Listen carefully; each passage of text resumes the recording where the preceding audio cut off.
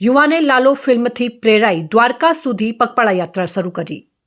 અમરેલી જિલ્લાના રાજુલા તાલુકાના સમઢિયાળા ગામના યુવાન વિરાટ ગુજરિયાએ ગુજરાતી ફિલ્મ લાલો જોઈને પ્રેરણા મળતા જીવનમાં નવો સંકલ્પ કર્યો છે.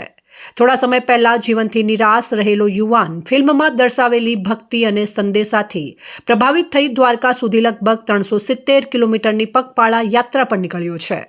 ગત સાંજે વિરાટ ગુજરિયાએ પોતાના ગામ સમઢિયાળાથી યાત્રાની શરૂઆત કરી હતી. યાત્રા શરૂ કરતી વખતે પરિવારજનોએ, ગ્રામજનો, આગેવાનો તથા સંત મહંતોએ તેને ફુલહાર પહેરાવી શુભકામનાઓ સાથે વિદાય આપી. રાજુલા પહોંચતા પણ સ્થાનિક આગેવાનોએ તેનું ઉષ્માભર્યું સ્વાગત કર્યું.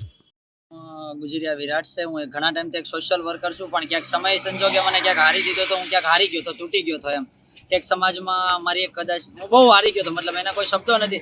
પણ ખાસ એક જીવનની અંદર અત્યારે આપણે જીવનમાં એક અત્યારે તમે હાલ ચાલી રહ્યું છે લાલો મૂવી, જે મૂવીની અંદર એવી ઘણી બધી કડીઓ છે જે તમને જીવન જીવવાનો માર્ગ શીખવે છે કે અંત સુધી તમારે કઈ રીતે લડવું, કઈ રીતે તમારા જીવનમાં તમારે ખૂબ જ આગળ જવું છે.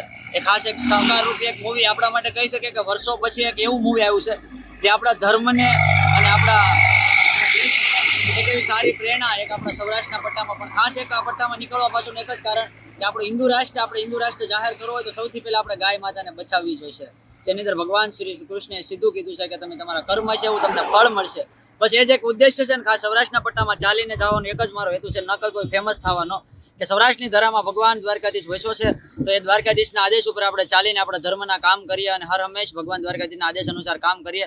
એટલા માટે કે ખાસ તમે લોકો એકવાર જરૂર આ લાલો મૂવી આવ્યું છે આપણે સૌરાષ્ટ્રની ધરા ઉપર એક જીવન પરિવર્તન કરવા માટે તો બધા લોકો સાથ સહકારથી જોડાવ અને ખૂબ જ લાગણીથી જોડાવ. ભગવાન દ્વારકાધીશના શરણોમાં હું ભગવાન ઉઘાડા પગે જાઉં છું. ભગવાન દ્વારકાધીશના કે જ્યારે મેં ભગવાન મને મળ્યા ત્યારે મેં કીધું હતું કે ઉઘાડા તમારી કાસ્ટમાંથી કે તમે દુનિયાને એક એવું ઘરેણું એવું ફિલ્મ આપ્યું છે કે જેનાથી ઘણું બધું શીખવા મળે છે. અત્યારની યુવા પેઢી જે યુગમાં આગળ જઈ રહી છે, કોઈ પણ પોઝિટિવ નેગેટિવ એટલે ખાસ કે પોઝિટિવ વ્યૂ માટે આવે છે. અને એક મૂવીનું એક માધ્યમ એક જ છે કે સારા માર્ગ ઉપર ચાલો